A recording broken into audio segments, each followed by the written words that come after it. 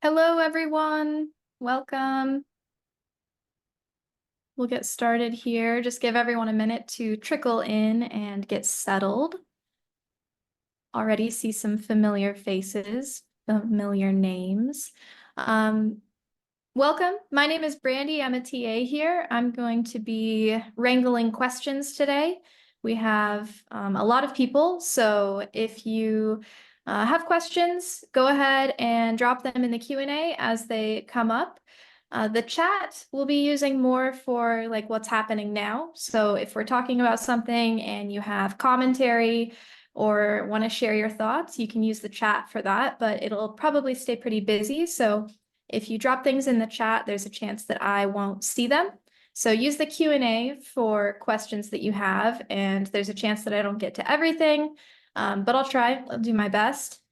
Chris has prepared a bit of a presentation first that I think is going to answer a lot of the questions that people have right off the bat. But before we jump in, I want to give people a few minutes to show up so that they don't miss anything. But why don't y'all go ahead and drop into the chat where you're at in the world and in the curriculum. We'd love to know, who we're chatting with today. And also it lets me know that you can hear me.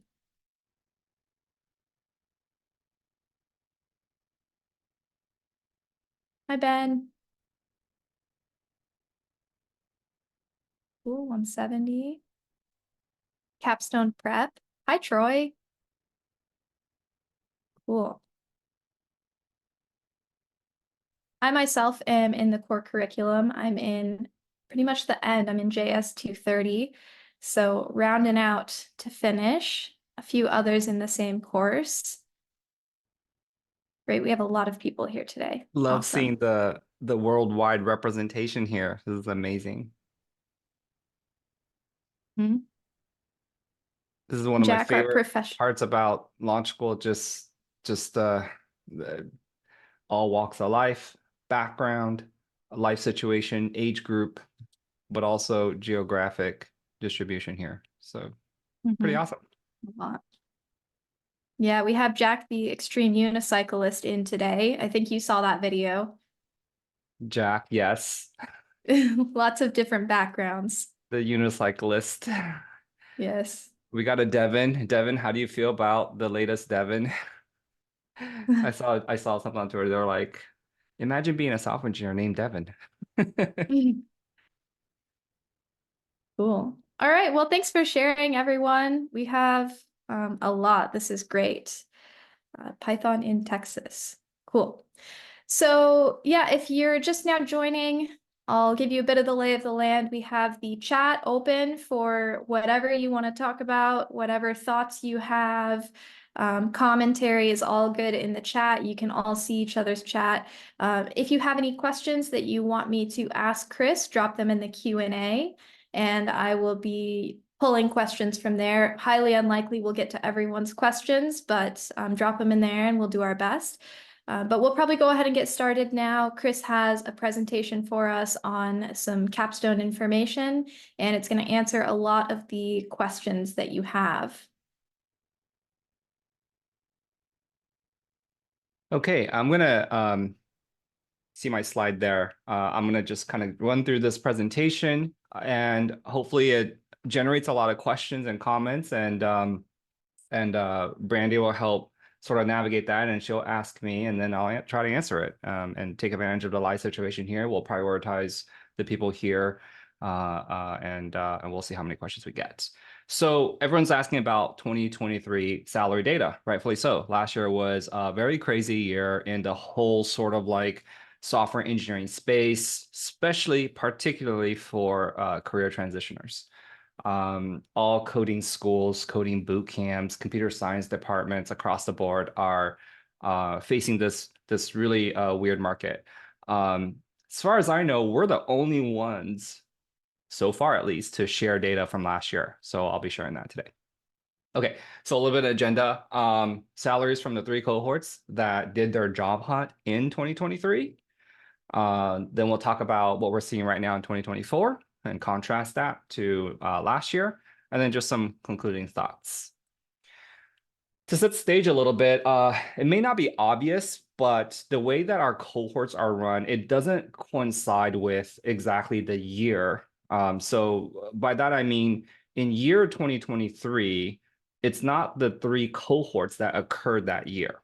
Okay, so the salary data that we're seeing in year 2023 actually includes the fall 2022 cohorts, just because Capstone takes about 4 months, right? So they go through Capstone in fall of 2022. They start their job hunt in January 2023, and it goes on for 6 months. Cohort 2301, which is the January 2023 cohort, do Capstone until the end of April, early May, at which point then they start their job hunt. So the little duration markers here are for when these cohorts conducted their job hunt, right? So cohort 2301 conducted their job hunt in the middle of the year for 6 months. And then cohort 2305 conducted their job hunt in the fall of 2023 all the way through the end of February, which just happened a couple of weeks ago. So which is why we're able to talk about their numbers now. This is in contrast to how we report numbers on our salaries page. Our salaries page actually lists the 3 cohorts that started that year. So right now, if you go on to our salaries page, you'll see year 2022 numbers, which includes cohort 2208, who did their job hunt in the first half of year 2023. If none of that makes sense, it doesn't matter. It won't really affect our conversation today. Just a disclaimer in terms of how we report numbers. And what are we talking about today? We're actually today talking about year 2023. So all the cohorts that conducted their job hunt last year, because that's what we're interested in, the market that happened last year. Okay, so all 3 cohorts in the 2023, so 2301, 2305, 2308, will be reported. We'll be reporting their salaries on the salaries page after 2308 finishes their 6-month job hunt, which will be around July of this year. Okay, so the first cohort that we're interested in, who conducted their job hunt for the first half of last year, is the fall of 2022 cohort. 36 people enrolled, 36 people graduated, 30 people accepted offers within 6 months, good for 83% job placement rate. Add a little qualifier there. I said we're using enrolled as a denominator. Just wanted to point that out because if you sort of compare placement rates with other coding schools, you'll see that they actually don't use enrolled as a denominator. Very common to see something like 36 enrolled, 25 graduated, and then they'll use 25 as a denominator, which makes the placement much higher. In fact, it'll be over 100% if we use 25. But in this case, it could be like 33 graduated or something like that, right? On top of that, there's a practice that keeps shaving the denominator. So for example, the 2 people that stopped the job hunt, you can easily say it's 30 out of 34, right? And that will again make your job placement rate look better. We just use the enrolled number. That's the most strict, and it makes the job placement percentage the lowest. But if you look at there are a lot of things that are just like out of our control that's not reflective of like quality of education and things like that, right? So like one person got an amazing offer, but decided to go back to his previous career, right? And that didn't count towards our placement rate. So easily this could have been over 90%, I think. But we're gonna list 83. Out of the 36 enrolled, 20 or out of the 30 accepted offers, 23 were US based. So we're able to generate some numbers here for you. So the salary is about 103, duration about 10 weeks, and most of the jobs are remote. And again, that's the first half of 2023. So this is already like public data for cohort 2208. I'm going to just kind of fill out this little chart here so that we can have a comparison. So putting the 2208 numbers here. Up next, we're going to talk about cohort 2301. 23 people enrolled, 23 graduated, 22 accepted. They did excellent. 22 accepted within 6 months, good for a 95% placement rate. Out of the 22 accepted offers, 14 were in the United States. So we can see some US salary numbers here. 121, 9.6. Only one job, I think, was not remote. So once again, filling this out, you can just see there's a pretty interesting trend here, right? And the funny thing is, you just hear last year being terrible, terrible, terrible. But these numbers are kind of decent, right? Especially the 2301s, really good, on par with during the best of times. Now let's look at 2305, who did their job hunt in the fall of last year and through February of this year. Okay, so this is where we saw a big drop, right? And so a lot of groaning and like publicity about the poor job market for software engineers, and we felt it too. So 19 enrolled, 19 graduated, 10 accepted offers within 6 months. Once again, we have 2 people that just paused their job hunt for personal health reasons. Totally fine, totally acceptable.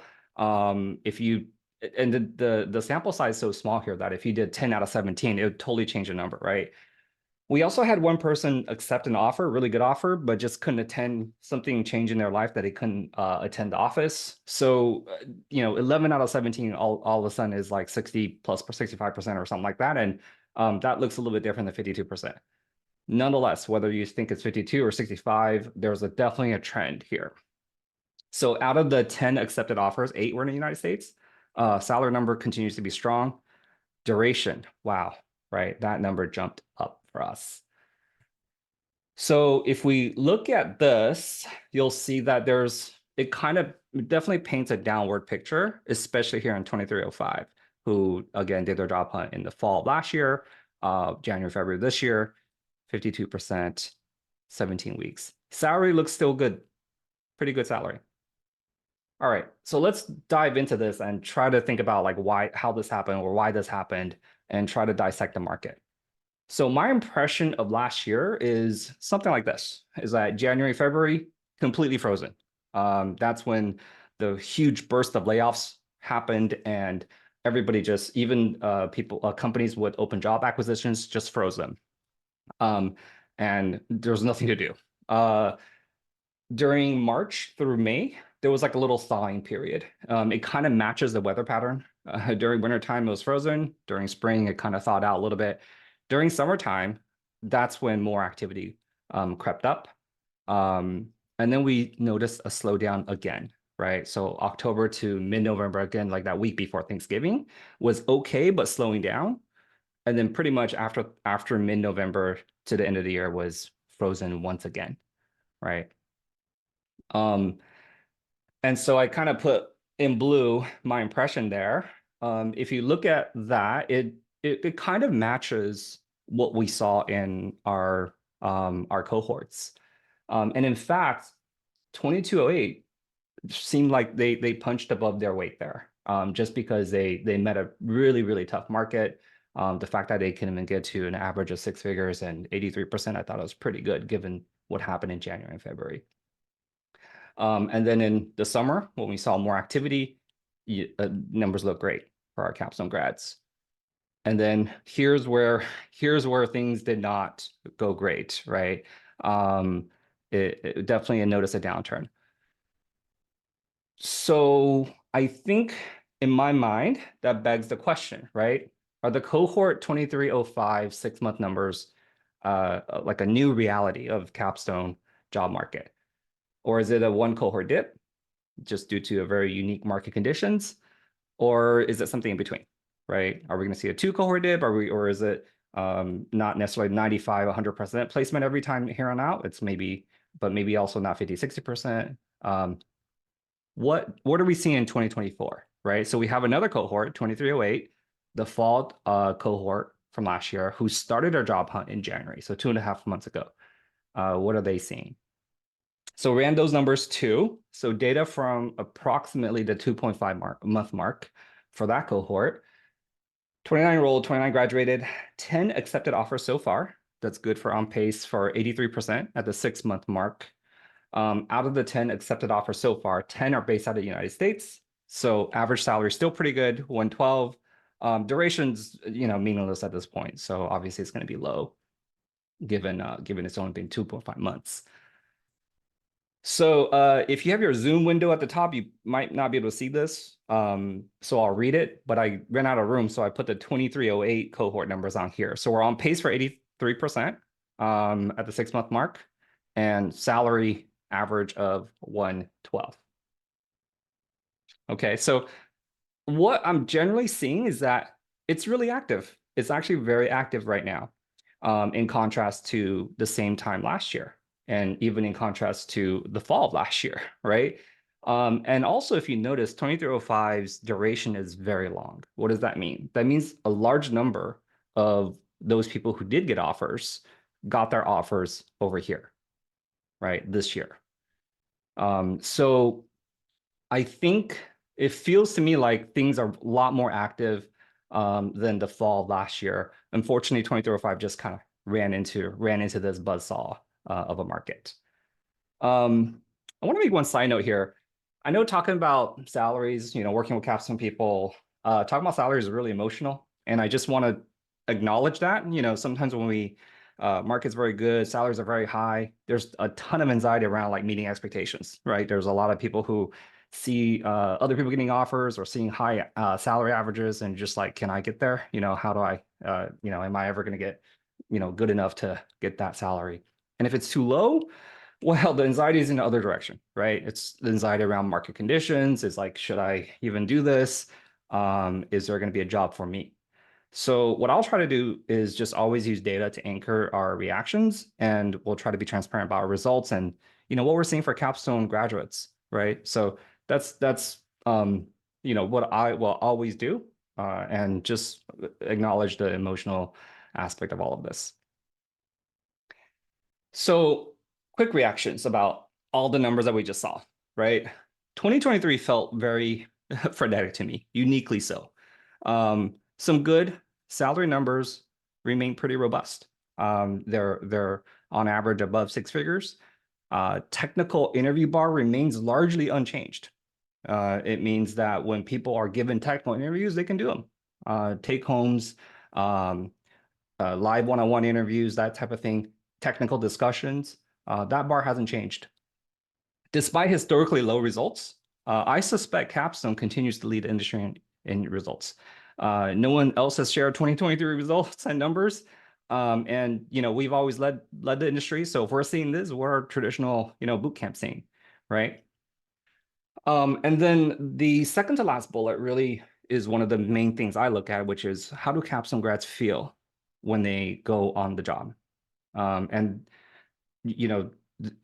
I constantly get a stream of direct messages and notes about how surprised their managers are, what they can do, right? So our Capstone grads continue to feel ready and successful on the job. So one last thing is the way we calculate our numbers are very strict. I kind of mentioned this earlier, that we use our enrolled as a denominator. So if you are going to compare like our placement numbers with others in a tough market, just be aware of how other places really like shave that denominator down, right? So some of the bad things about last year, it's very, very hard to get interviews. That's really the hard part. Once you get to the technical interviews, we can handle it.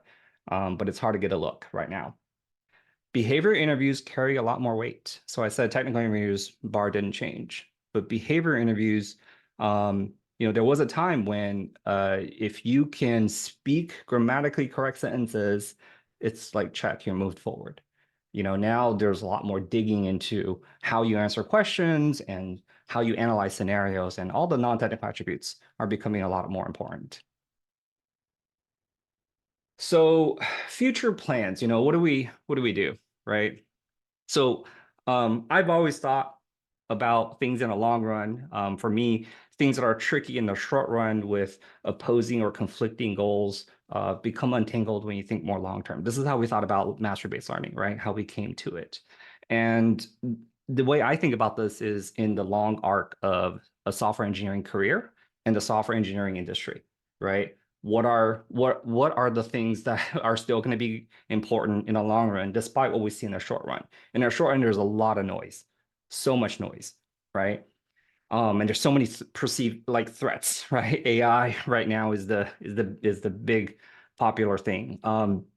But I 100% believe, right, that software as a discipline is, first of all, always under attack, and second of all, there's always a need for competent software engineers. I just don't foresee that changing, at least in our lifetime. which is probably the time horizon that we should think about. Also, there's this idea of like invest or cut, right? So it's really interesting because in a tighter market, students actually need more support, not less.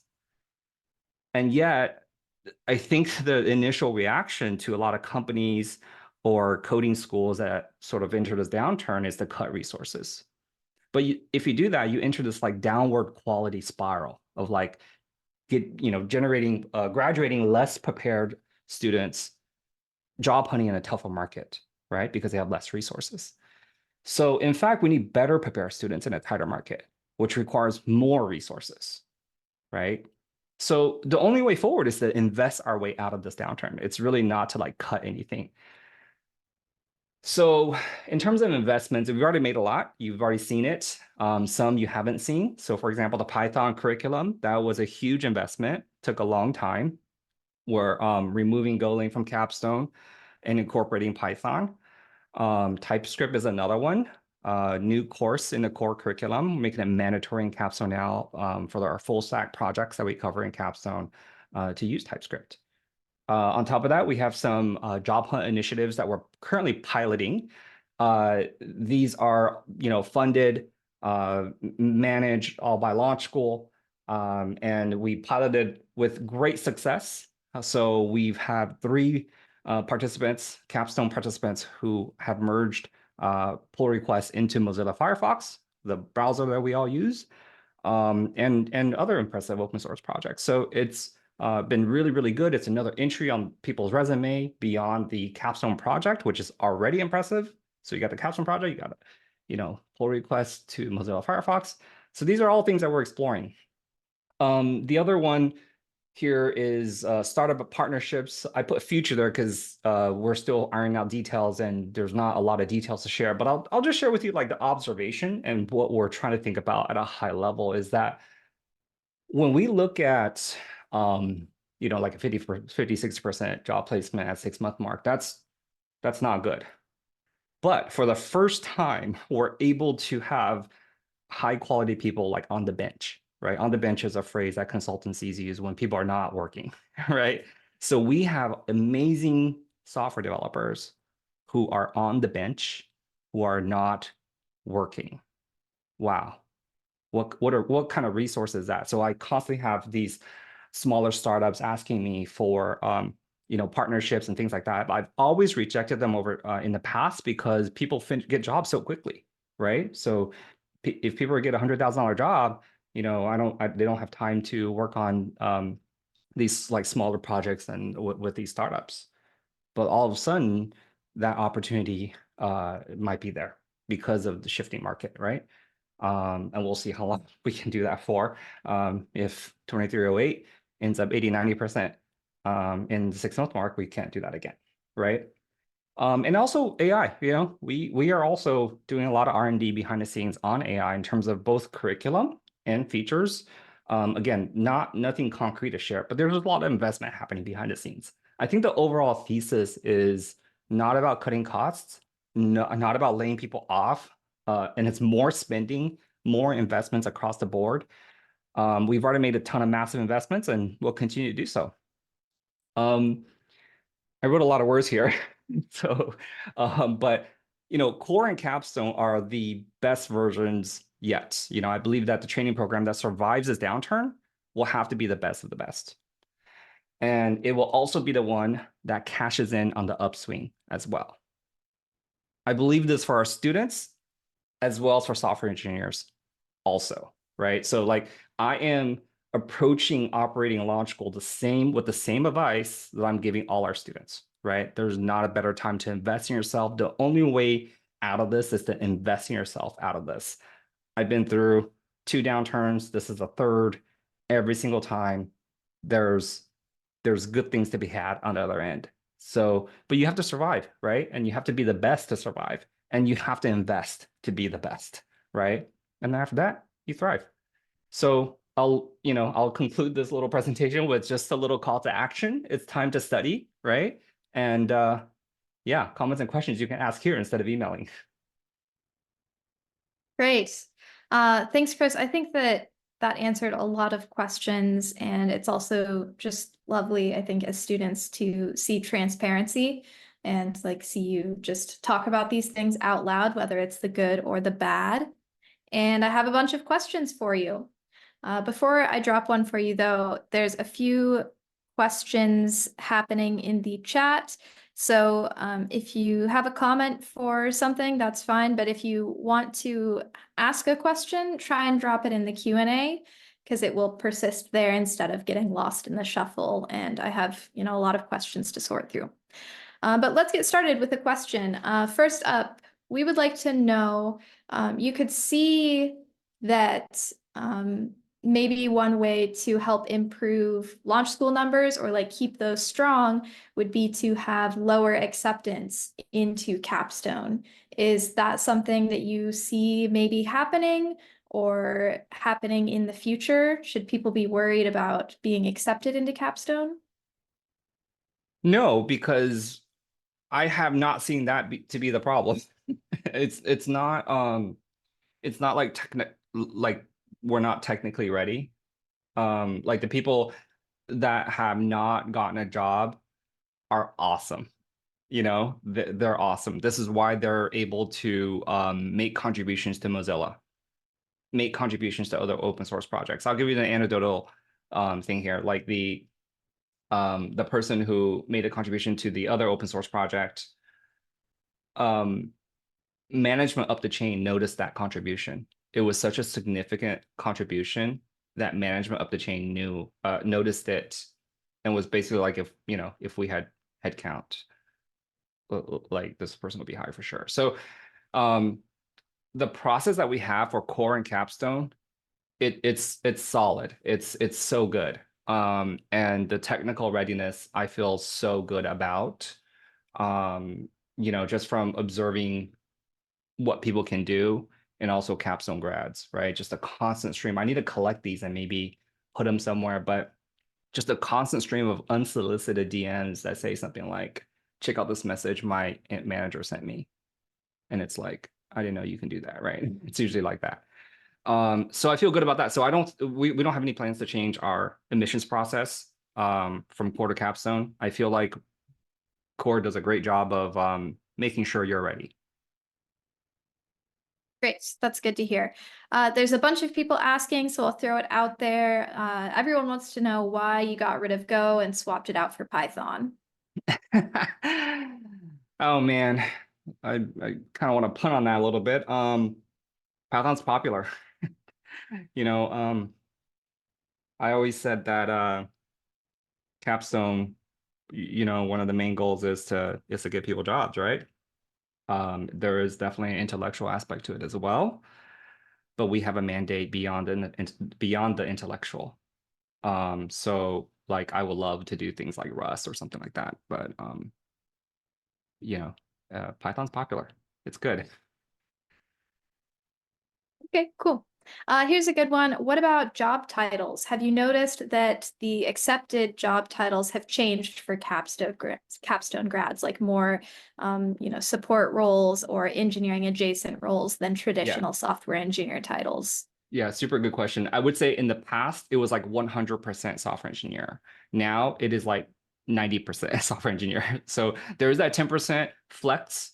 I will say that I think people can flex a little bit to something like solutions engineer, customer success engineer. These are all programming centric roles, though not core software engineering. For larger product companies, they do separate these roles out. It's a little bit more fine-grained. Core software engineers working on a product versus a solution engineer who is still a programmer, but may work on, for example, integrating the product with a large customer, like a bank or something like that, right? So still great programming roles. You need to be very, very technical, pays really well. Just the title's different, so we can flex there. I don't think you need to flex to a completely non-programming role.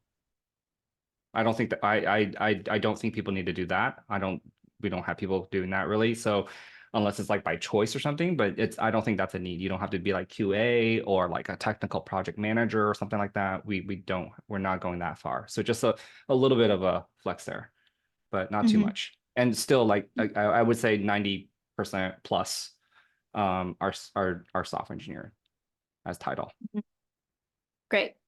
So there's this kind of like split right now, those numbers that we just saw, like 50% in one of the cohorts. So people coming into Capstone, there's kind of this question of how do I make myself one of the people who gets interviews early on rather than going past that 6-month mark? Of course, there's probably many factors, but is there anything that stands out as what makes people get interviews earlier on?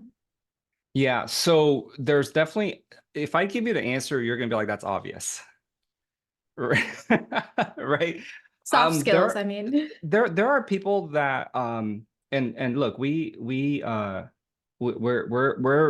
coaches, but we're not gonna like whip you or anything, right? Like it requires a lot of individual effort, I would say. So we'll give you instructions, we'll check in with you, we'll help you set up the structure, but like you have to do it.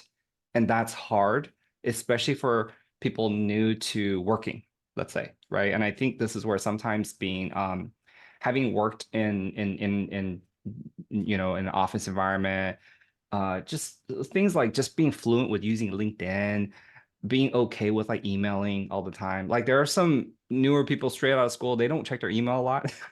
So it's just like things like that, right? And if as I say it, people might be like, well, that seems silly. Well, that affects our numbers when you have 20 people, right? If you got a couple of people who kind of need that ramping up, that affects our numbers. That's 10% of our people, right? So that slows things down, and it takes a little bit of time to like get into the groove of like job hunting, especially at a massive scale, right? It's not a targeted job hunt, it's a mass job hunt. And there's certain tactics you can employ. So it just takes a little bit of time for people to get into it. I would say the first month of any job hunt is just people filling it out. It's not like people come out of it.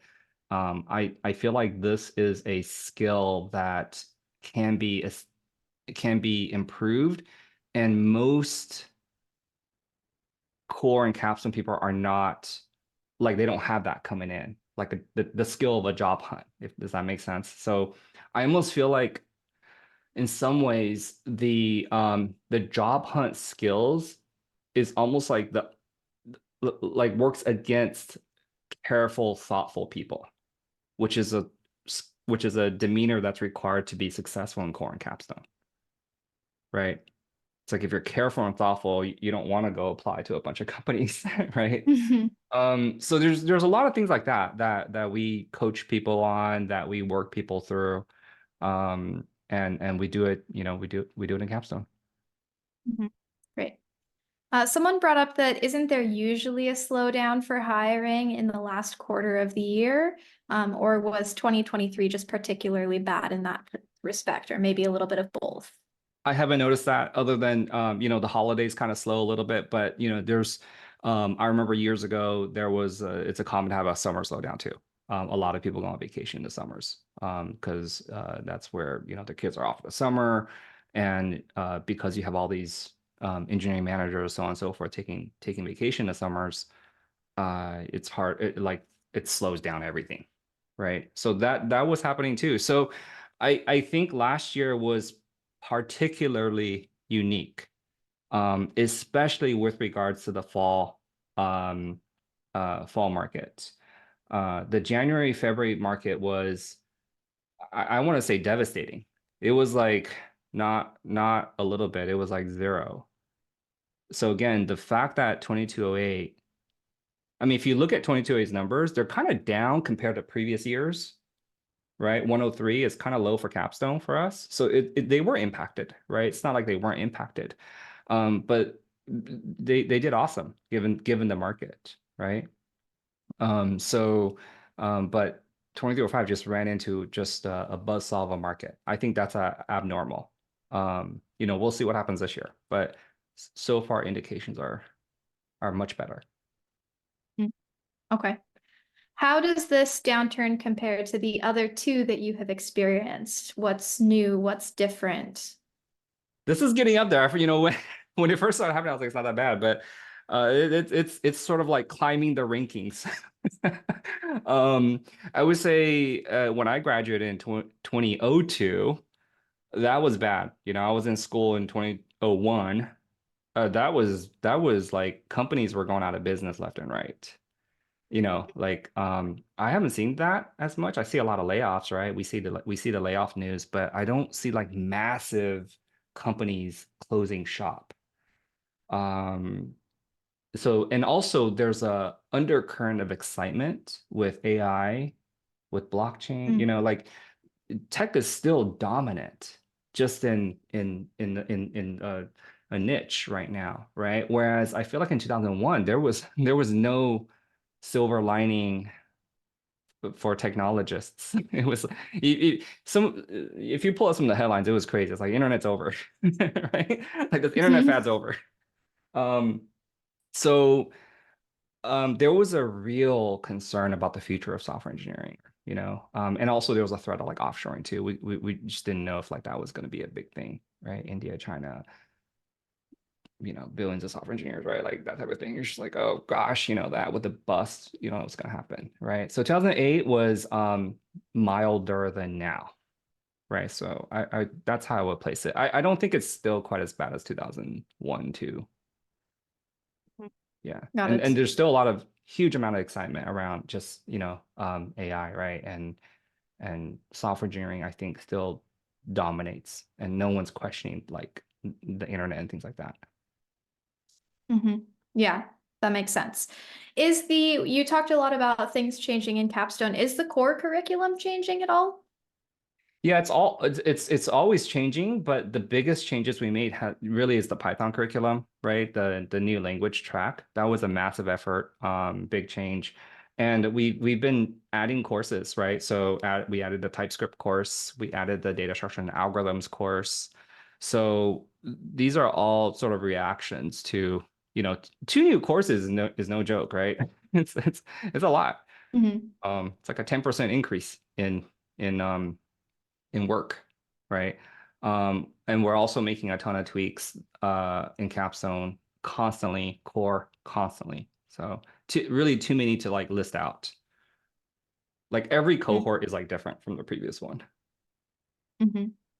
Yeah, Right. and this question wasn't asked, but I'll just point this out. Capstone is just like the best it's ever been. I want to say it is like twice as good as a couple years ago, even though numbers from 2 years ago look good, look better, Mm. right? It's because of the market. You know, it's because Hmm. of the market. But just as a program, it is I feel so good about it. We have so many people, Hmm. we have so many uh just like we don't get stuck. If someone has something, we have like an alumni, it's like, oh, this person's working on this, right? Literally working at the company that you're talking about. Let's pull them in and talk. So we have just access to so much. So I feel really good about Right. it. Yeah. Yeah, it's like you were saying, survive in the downturn and thrive in the upswing. Yeah. It's gonna come Yeah. out better than The, ever. the I think the difference is this: the days of like reading a JavaScript book and getting a six-figure job are over. They've been over. That's been over. And I think people are like reacting to that, right? Mm-hmm. It's like, oh my gosh. It's like maybe the bar, this is something I've been saying the whole time. Maybe the bar was too low, right? Like this is why we have launch school. And in good times, like the pitch has always been like you get a better paying job, right? Hmm. Kick off your career with a higher trajectory curve, right? That's been the Hmm. pitch. So now you see now it's like I don't know if the 3 month thing works anymore. We'll see. I don't know. They don't post their numbers anymore, so we don't know. Yeah. A few people have asked, was there a reason for the decrease in enrollment for the third cohort of 2023? Is that a trend? Is that because of the season? What's going on there? Yeah, I don't know. Just enrollment ebbs and flows. I mean, 2308's got like 30, right? So It 2308's just got happens. was like 29 or something like that. I got it right here. Let me see. Yeah, 29 for 2308, right? So it sort of number just ebbs and flow. It just like whenever people finish core, they apply for the next capstone cohort. Hmm. So yeah, I don't Not notice any patterns there. No patterns. Okay. There's quite a few questions about non-US salaries, and I think some people get the impression that maybe you're like not sharing them or something. And I think it's because the US salaries are more relevant, but I want to give you a chance to address that. And yeah. Yeah, it's not like any like I'm intentionally not sharing them. No, I just don't have time. I was on vacation last week, and, but yeah, they're about the same as previous in terms of difference, right? Convert it to USD, just ballpark it. It's going to be, 20 like Toronto, UK. It's going to be like 20 to 30% less than USD equivalent. Um, it was interesting because when we first started to work with Canadians in Capstone many years ago, over the years, and even cohort by cohort, you just see the Canadian salaries climb, especially Toronto, because it like, and because the difference between a Toronto salary and a New York salary was so wide. It was like, almost double, right? Like in USD numbers, it's like 140 in New York and 70 in Toronto USD. And then you just see the Toronto salaries climb every cohort that we had somebody there. So now it's not double the difference from New York salaries are coming down, right? And so I think tech companies notice this too, and they move there, right? Facebook, Microsoft, Google, and stuff. They open offices in Toronto. They open offices in London because to them they're like, we can get same quality engineer, culturally very similar, English speaking, no communication, and Toronto's even time zone the same, right? So it's a no-brainer, and it's half the cost. Why not, right? So my general impression is that Canadian salaries and UK salaries especially are climbing. They've maybe stalled a little bit, just like US salaries have stalled, but yeah, I would say 20 to 30% lower. Kind of like a general ballpark figure. But no, I didn't share it just because I didn't have time, not because of anything else. Yeah, it's out there. Okay, there's quite a few questions around the success after getting a job as a Capstone grad. I mean, you've mentioned that generally speaking, people are really impressed with people's abilities. It's more getting in the door that's the issue. But maybe you're lucky and your job hunt is short and you nail a job, but then after that, there's this big downturn and layoffs. How are Capstone grads surviving? How are they doing during those downtimes after getting a job? Yeah, so the same way. So the way you execute your job hunt, you do it again if you were to get laid off. Most of the people that I know who got laid off are able to get a second job much better, much faster, and they know what to do. And also another great thing about Capstone is that we have a channel where people will say like, "Hey, I was impacted," or "I'm about to be impacted," and you can just see like everyone's like, "Okay, I know what you went through, so I know at least you're this. So please let me refer you to my company." There's so much of that, right? And so the second job hunt, I think, is not quite as foreign of an experience. So that's number one. Number two is you just have a much bigger network to pull from, maybe from your own work, but also from our Capstone alumni. People are always hiring. Yeah, they're always hiring. So if you have like a year or two of experience, like it's going to be a much easier experience. Mhm. I don't know But if that that's was the not to question, say but that yeah. they're all getting laid off, right? I mean, you're saying that people can handle a No, oh yeah, layoff, no, they're but not all are getting you seeing that? Yeah, yeah, small minority getting laid off yeah. Uh-huh. here and there, right? It's Yeah. funny. Last year, this is a last year, like January, February. Oh my gosh, like every day somebody would be like, "Oh, I'm getting impacted." I'm getting impacted. It was pretty you're seeing that and you're like, "Wow, that's pretty bad." And then it just stopped. And now very rarely do I see somebody say, "Hey, I got laid off," in our alumni group. I haven't seen one in a while. So yeah, there's Mhm. no mass layoffs in our alumni group. Mhm. Okay. Yeah, I want to say like Uh, 95+%, if not higher, are employed. yeah, Yeah. cool. This is an interesting one. Do you think that the duration to an accepted offer would be shorter if everyone were open to working on site in non-remote positions? Oh, that's really interesting. I do think people are, I do think yes, if you're willing to move to New York City or San Francisco, that definitely is an advantage, I think. There are a lot of jobs now that are asking for at least hybrid, right? Hmm. I'll give you an example. There was a employer that always pings me about hiring Capstone grads and was like, but they want a hybrid experience. And you only have to go in office like once a month, but they want a local person. They don't want you to fly in. Mm-hmm. And it's a big city. I won't say which city, but it's not it's like a top 10 city in the US. Nobody nobody was willing to go. And the salary was, Mm-hmm. it's like 120, right? So yeah, I think if people are more flexible, certainly that's an advantage for sure. Yeah, it's likely to not make your job hunt longer if you're willing to work in office, especially if you're willing to move. That probably helps. Have you talked to, I mean, you just mentioned, and this had to do with another question we have floating around in here. Have you talked with any hiring managers during this downturn, and what's their take? Sure. Yeah, of course. I've said this a couple times already, so maybe I don't mind saying it again, which is I have a Rolodex of recruiters, managers, etc.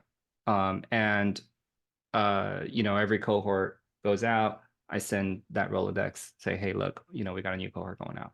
Last year, when I sent that same message out, um, early last year, like a significant percent, I want to say like a third, came back and bounced. The emails bounced. So like the recruiters got laid off from that company.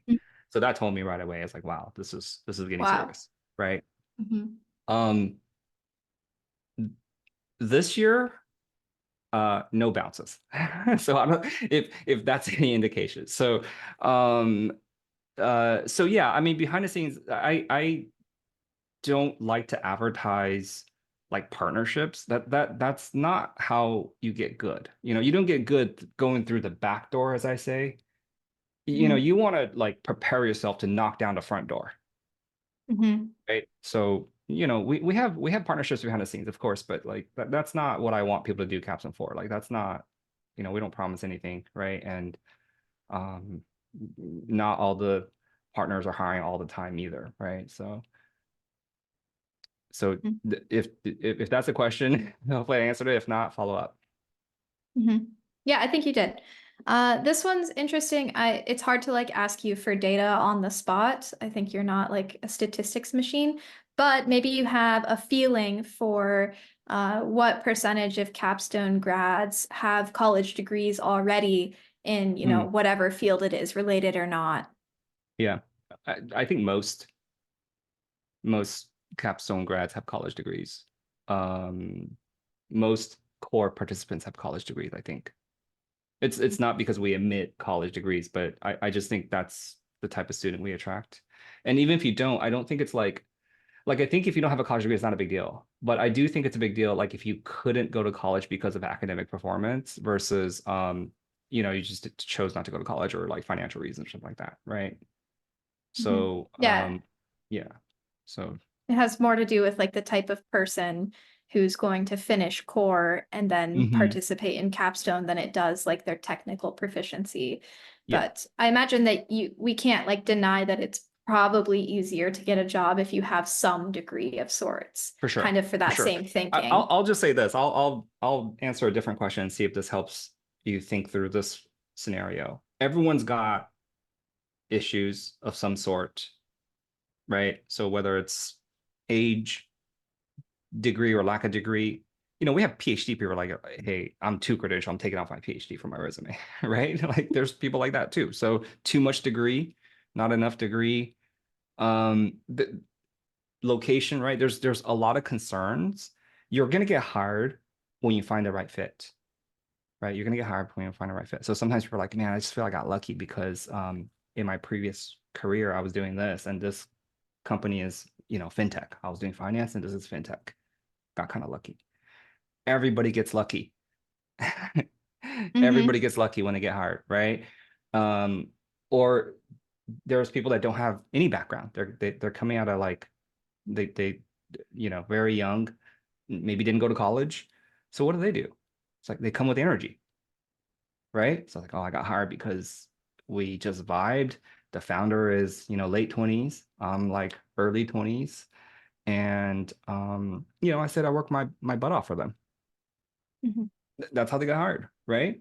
And so whatever advantage you have, like try not to think about your deficiencies and think about your strengths, because that's how you're gonna get hired. It's like when you find like a great spouse, it's not that you have no flaws, right? It's that your strengths fit what the other person's looking for. It's the same thing. So it's one of those things where you think about this, like you need to make sure that you have like fundamentals, you don't have gaps in fundamentals, right?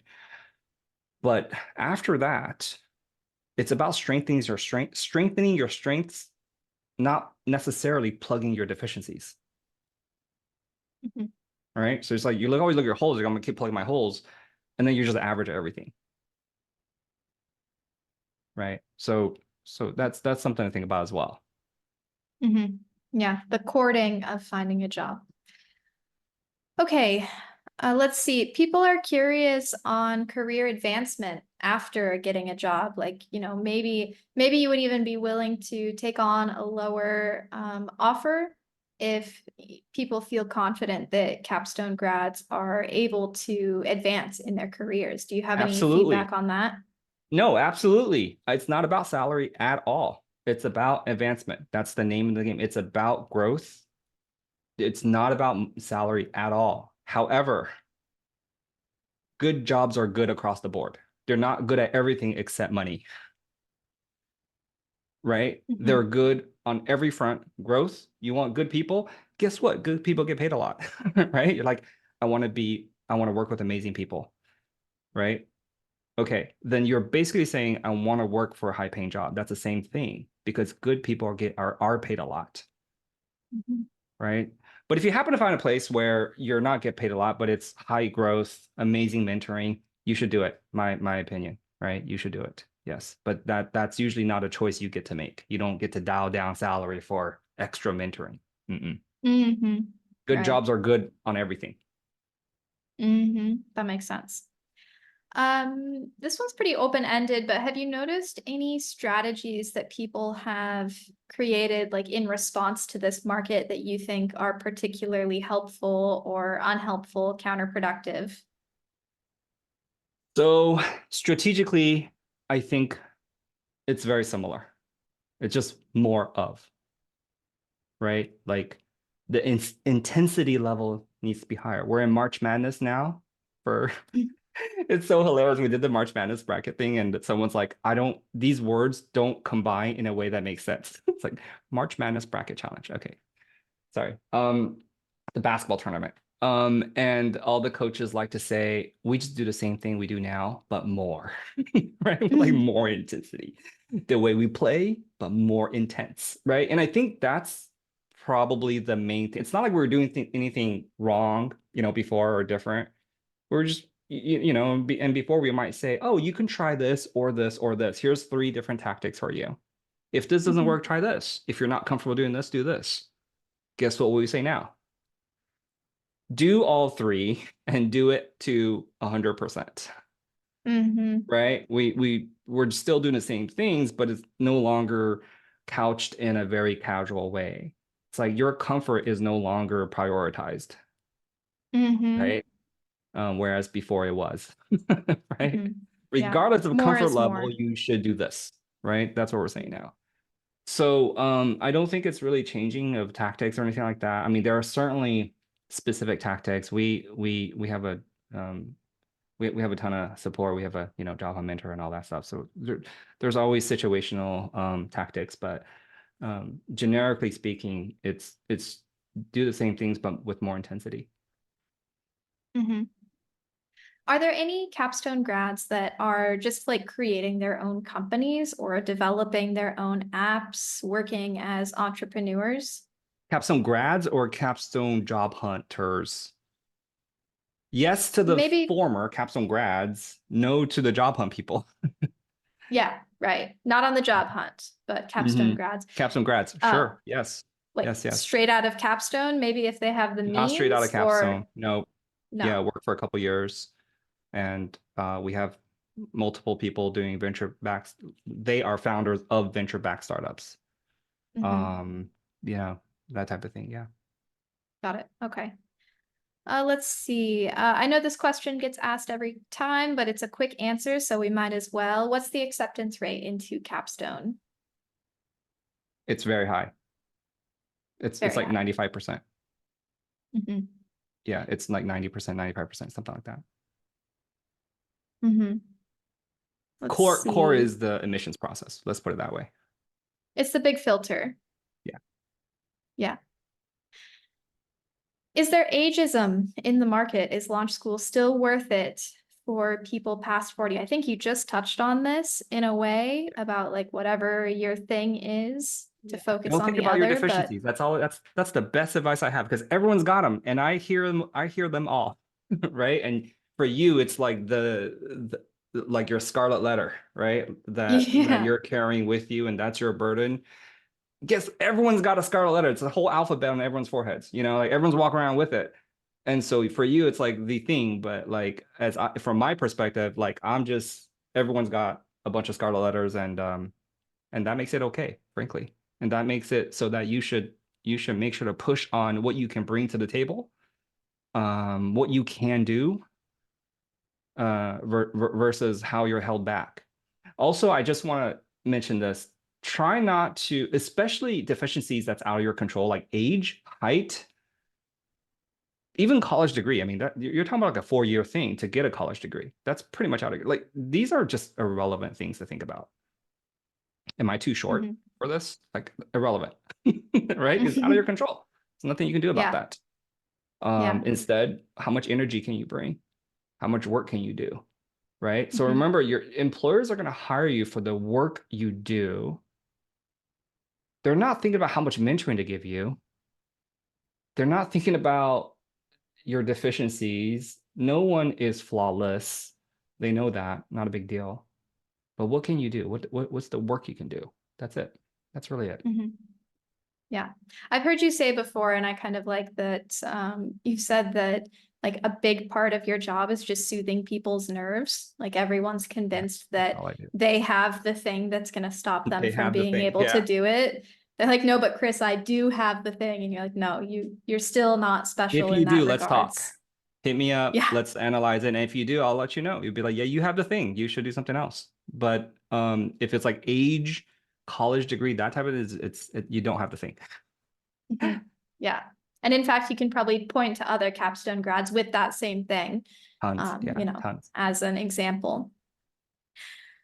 Okay, capstone graduates are typically targeting web development roles. That makes sense. Are capstone graduates that are interested in AI and ML roles having any more success? Or are they, able to get jobs easier or That's not an option for Capstone because Mhm. that field is too unstandardized for any education institution to pave a map for. Does that make sense? Like Mhm. it's shifting too much. So our job is to pave a path, and that there's no path because everything's shifting too much. Any curriculum we create this month, next month will be invalidated. So it's a specialization right now. AI and ML, Mhm. those are specializations. They're really like your second job. Now that said, companies that do this still need web engineers. I would qualify that a little bit and say like we don't really produce web developers. We produce web engineers or software engineers, right? Mhm. With strong web fundamentals. And frankly, web fundamentals are everything. Like databases, that's not a web thing. Mhm. That's not a web thing, right? That's just databases. That's a concept onto itself. So we have a lot of people working in AI companies, right? AI companies need a lot of software engineers. And if you want to know why, listen to that podcast I did with Alex, where he works at ZenML and they do machine learning ops. Um, Mhm. Capstone grads are right on for that. Right on for that. Mhm. You know, there's so Yeah. much software engineering practice in AI ML. If you want to do core ML, I mean, right now you got to have a PhD from like a top 10 Mm. school, right? If you want to do core ML. So and you know, but that's not Yeah. possible to get there. Hmm. Right. Also, the interview with Jenny, she's in AI, but it's not because she was like targeting AI. Hmm. She just like found a good company. So there's a lot of companies out there, I think, that Yeah. are, AI hiring right in now that is sense. a wide swath of things. And Hmm. just real quick, like if you want to think about the API as the delineating factor, on one side of the API are the people that are um, producing the models and working with the models, right? Producing the models and operationalizing the models. And then the other side of API are people who are consuming the API and building applications on top, right? So Hmm. on this side is pure software engineering. You're using APIs, okay?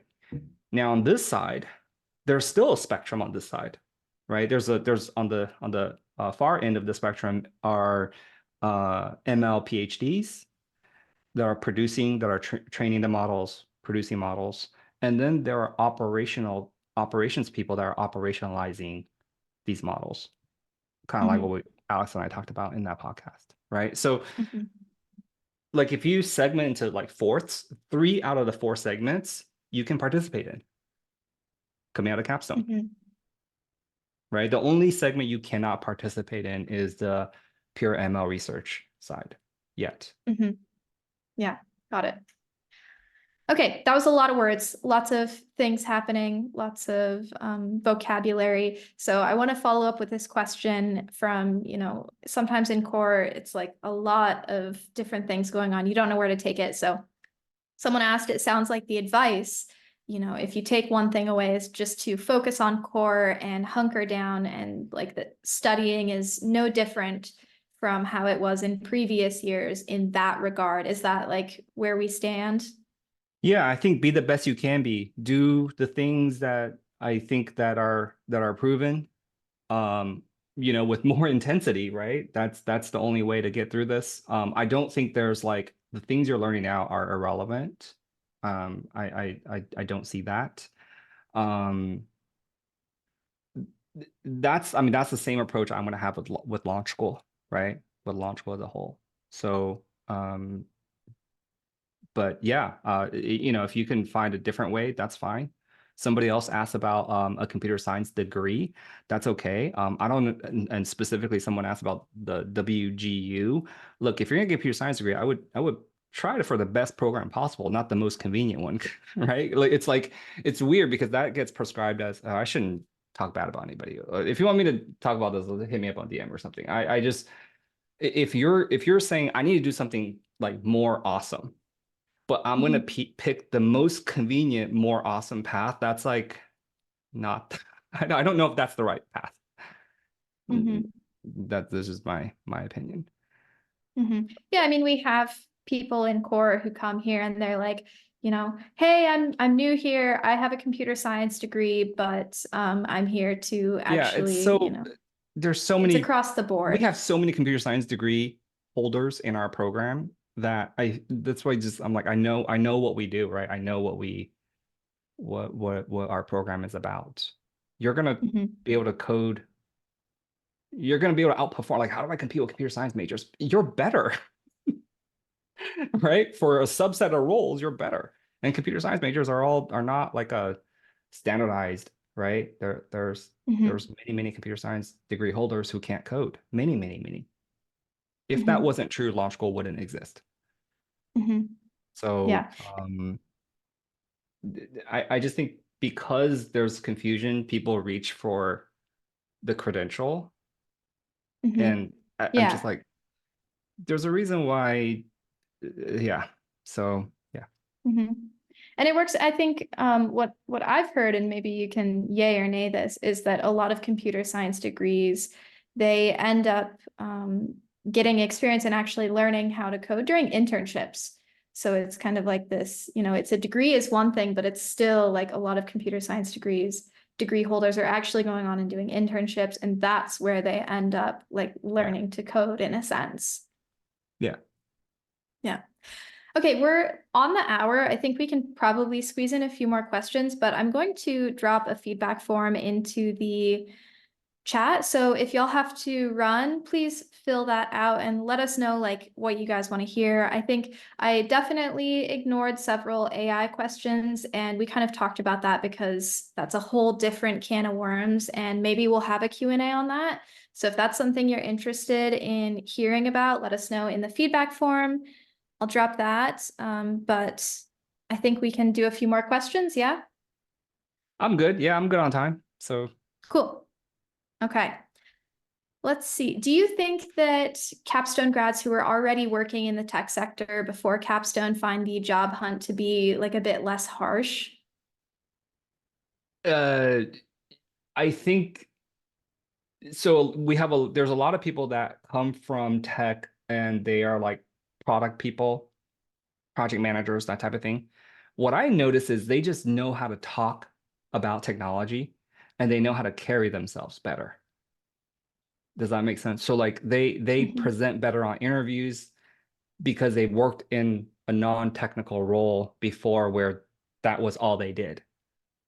That is the biggest thing I notice. And they know how to. So in like a technical interview, you're not only interviewing with software engineers, you're interviewing with product people, you're interviewing with managers, you're interviewing recruiters. They just know how to talk to those types of people because they've done that in a Mhm. previous job, right? Mhm. And they sometimes will pull in some of that experience, right? And Mhm. and so much of interviews, it's closer to dating than it is passing a quiz. And for good or bad, that's how it is. If you get an interview that's all quiz based, they don't like you. That's what that means, right? Even if you ace everything, they probably still won't offer you, right? Um, so if you're able to say something like, yeah, I used to work in that, in that area where the office is, and I grab lunch there, or you're able to say that I used to work in product and you're talking to a product person on an interview, there's just so much more rapport that you're building with them, trust that you're establishing. And all of a sudden they're not going to grow you. Or if they do grow you and you don't answer correctly, they're like, oh, that's okay. That's a little knowledge gotcha anyway, right? And they'll excuse your subpar performance versus zeroing in on every single little technical misstep that you make. Mhm. So I think the advantage comes from that, just having contextual awareness about what we're doing here, right? So for people who've never done a technical interview before, I think like their first technical interview, it's a little shell shock, just like, what do we, how am I supposed to answer this? They're just like, tell me about yourself. Oh, shoot. Should I mention my law background? It's like all this noise in the back of your head that's going, it's like, that makes the performance hard. Mhm. Whereas, yeah, people who worked in tech can just like go for it. Mhm. Got it. Okay, there's a handful of questions here about not doing capstone, and this comes up all the time. So I'll just say that if you have these types of questions, we did a Q&A that had a lot of questions that was like focused on capstone, and there's also capstone Q&As. And in the one that we did that's on YouTube, we talked quite a bit about core separate from capstone. But just to like touch on it quickly, I mean, people want to know like what is there for them if they choose not to do capstone? Is that something that you still recommend for people who are here just to do core?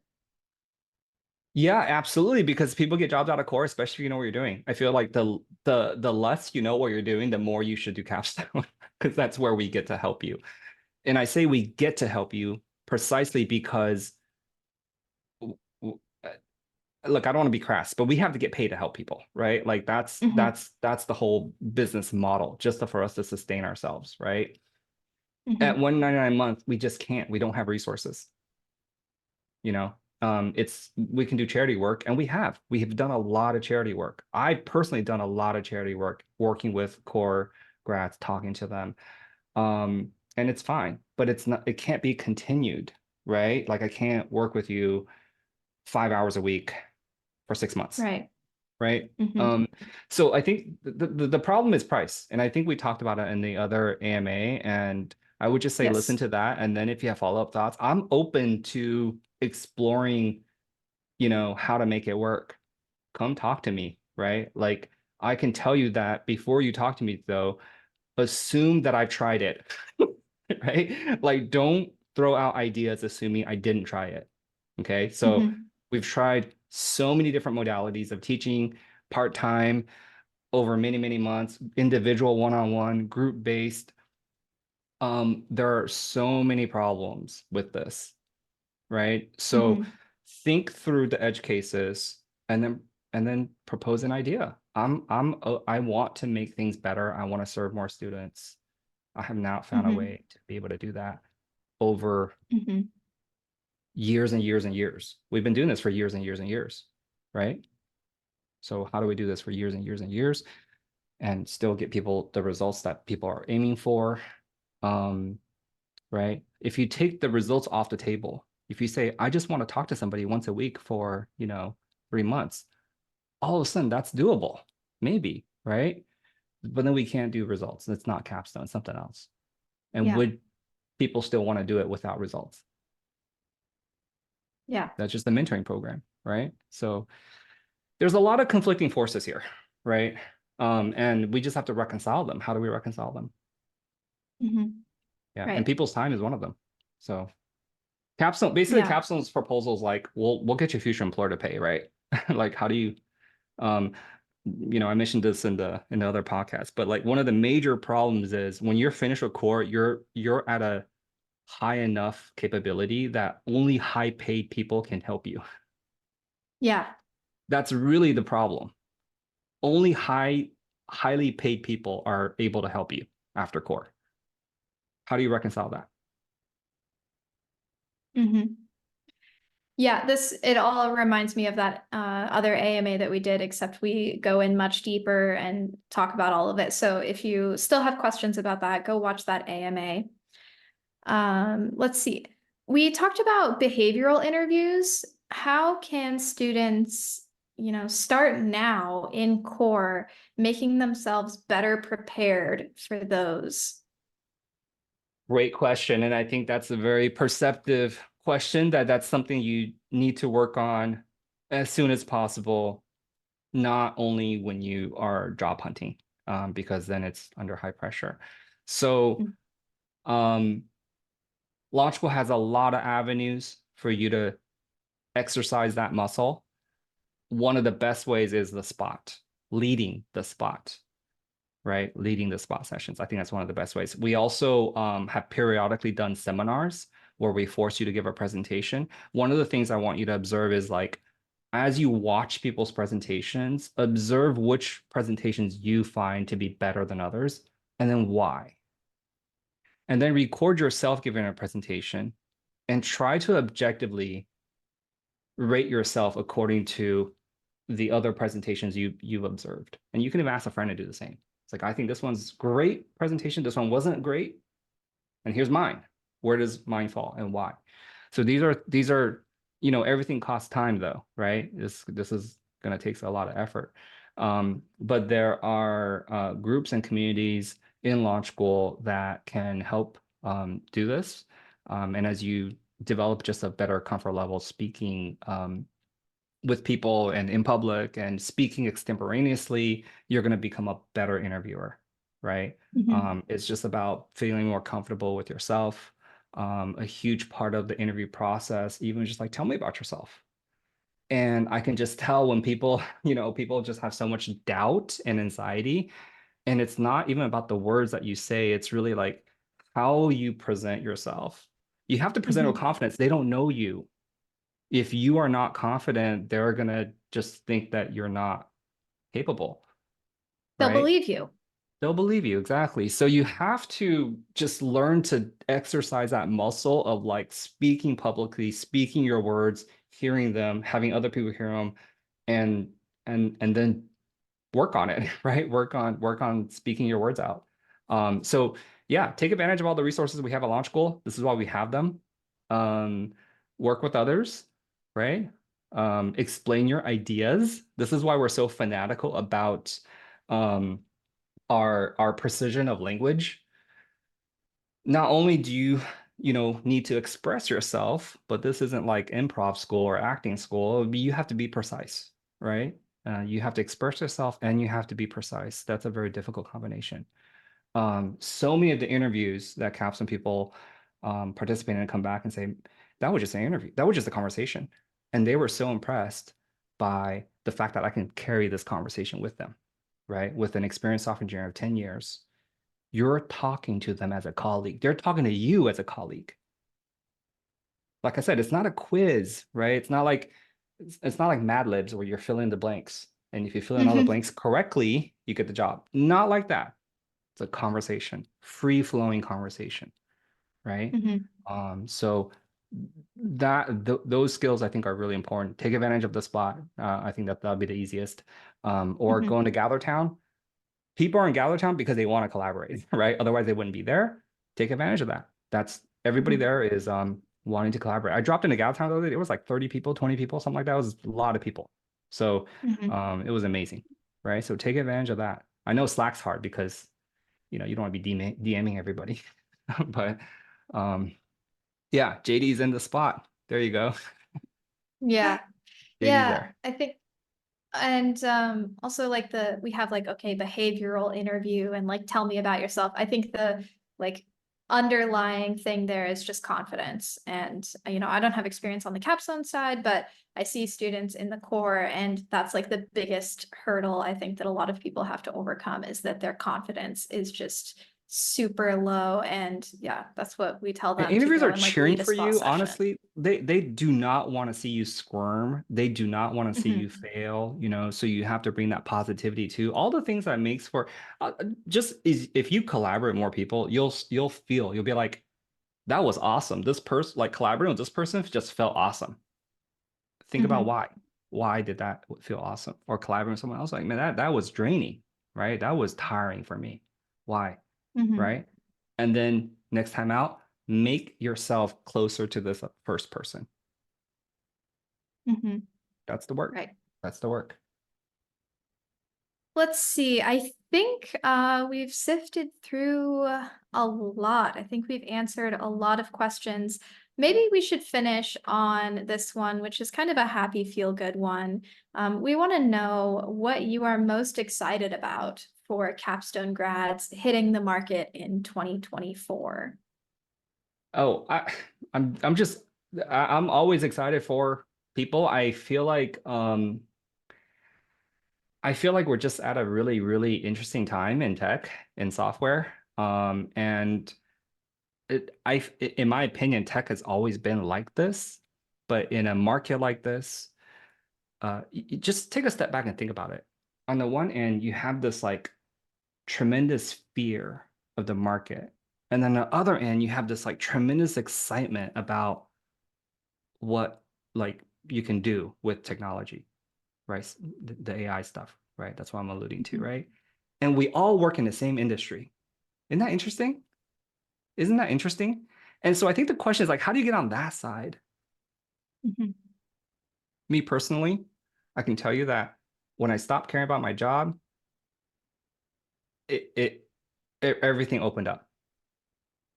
There's positivity and everything is like an opportunity. Someone asked me the other day, like, what happens if launch like people can't get jobs and you have to close down launch school? I was like, okay, so if people can't get jobs and I have to close down launch school, I'll go create another company.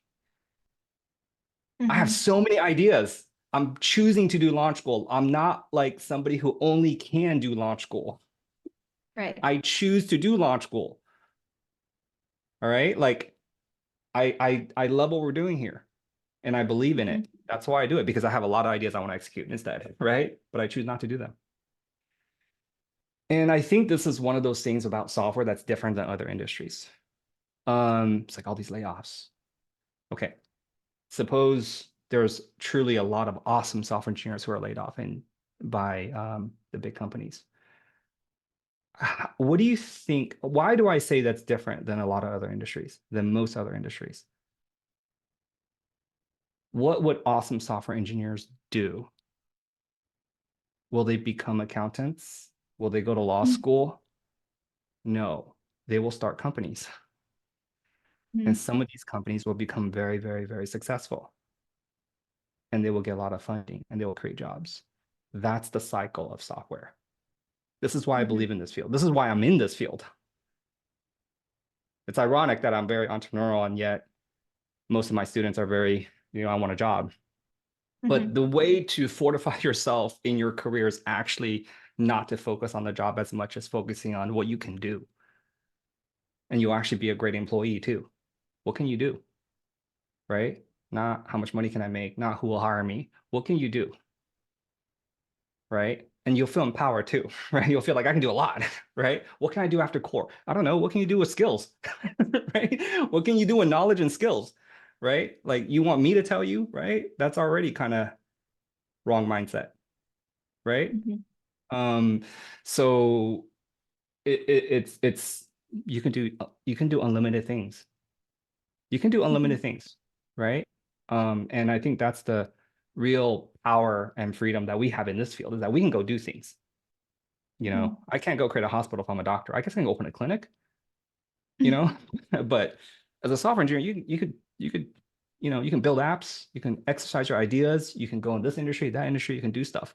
So I'm super excited about that. I'm excited about our Capstone grads. I know I didn't answer that question directly, but this is why I came into software, not for a paycheck. It's fine. Paychecks are great. But it's for the fact that we can do things. And the fact that our protection as software engineers is literally starting companies. It's not to unionize, right? Like coal miners have to unionize because you can't start a coal mine. Yeah. But our protection is starting software companies and creating jobs. That's why there are so many jobs, right? So be good, be competent, go out and be able to do things. You'll get hired incidentally for being good. And if you're not hired for being good, you'll create things, right? So, that's how I view my career. And that's what I hope for everybody in Capstone. And core. Great. Yeah, I think I don't know anyone who ends up towards the end of core without being like, I already have so many ideas and can see, already the things that you can do, whether or not you choose to do Capstone. So I really believe in the core curriculum there's a lot of questions about that. So there's a lot of belief there. Capstone is its own thing, and it's also really great for, different things, that mentorship. There's a lot of questions still here, but like I said, we kind of danced around the AI ones. If you want to hear about that, let us know. There's also a lot of very specific questions. If you have something that's like very specific to you, there's still launch school staff who is super happy to, talk to you about that, but that's better for an email. So, let us know. Email the support@launchschool.com, email with any personal questions, and let us know what else you want to hear in our AMAs. Getting a lot of messages in chat, but I'll drop the feedback form one more time if y'all don't mind filling that out. And thanks everyone for coming. This was great. We had a great turnout. Thanks, Chris, so much for putting together the presentation and being super transparent. This was really awesome.